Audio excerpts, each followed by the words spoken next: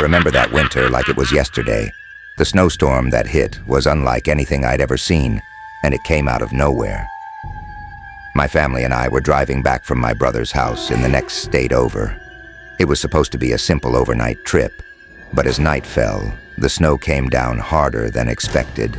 The highways became impossible to drive on, so we decided to take a detour through some back roads, hoping to find a safer route. Big mistake. The snow only got worse, and before long the car was barely moving. The wipers couldn't keep up, and the headlights barely pierced the blinding white ahead. When the car finally came to a halt in the middle of a remote road, we realized we were stuck, completely snowed in. After several failed attempts to push the car out, we gave up and decided to find shelter. It was freezing, and the storm showed no signs of letting up. That's when we saw it, a dim light through the trees. At first, we thought it was just our imagination, but as we got closer, we saw that it was real.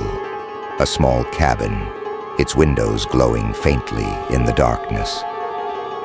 We trudged through the snow, carrying what little we could from the car.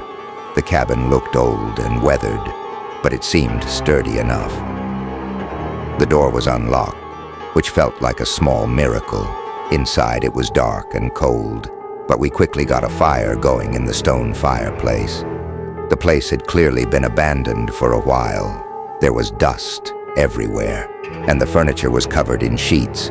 Despite the eerie atmosphere, we were grateful to be out of the storm. The wind howled outside, making the cabin creak and groan. My wife and I settled our 2 kids into the small bedroom at the back of the cabin, tucking them into an old bed we'd found. By the time we sat down in front of the fire, it was close to midnight. The storm seemed to be getting worse, the wind rattling the windows and shaking the door. I was about to suggest we try to get some sleep when I heard it. At first, I thought it was the wind shifting the snow outside, but then I heard it again. Distinct, deliberate crunches in the snow, moving toward the cabin. I froze, looking at my wife, who had gone pale. "Did you hear that?" she whispered. Before I could answer, there was a knock at the door. It wasn't loud, but in the dead silence of the cabin, it sounded like a gunshot. Just one knock, then nothing. My wife grabbed my arm. "Don't open it," she said, her voice trembling. But I couldn't just ignore it. What if someone was out there, stranded like we had been? Against my better judgment, I grabbed the fire poker and approached the door. "Hello?" I called out. "Who's there?" No answer. Just the sound of the wind whipping against the cabin. I waited a moment, my hand hovering over the doorknob, before finally unlocking it and pulling it open. The cold wind rushed in, stinging my face, but there was no one there. Just an empty expanse of snow stretching out into the darkness.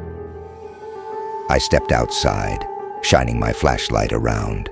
That's when I saw them, footprints, leading from the edge of the woods straight to the door. But there were no prints leading away. I slammed the door shut, locking it and bolting it for good measure. My wife was already holding our kids, who had woken up from the noise. I didn't tell her about the footprints. We sat together by the fire, too afraid to sleep. Every so often we'd hear faint sounds outside. What might have been footsteps, or maybe just the storm playing tricks on us. At one point, we heard a soft tapping on one of the windows. It was too high up for an animal, but when I mustered the courage to look, there was nothing there. When the first light of dawn finally broke, the storm had eased. The snow had stopped falling, and the world outside was eerily quiet. I stepped out onto the porch, my boots sinking into the thick snow. The first thing I did was check the footprints again.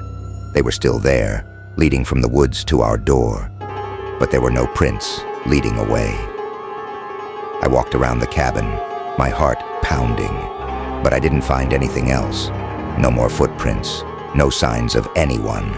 or anything out there. We packed up quickly and made our way back to the car. The snow had eased enough that I was able to dig the car out and get it moving again.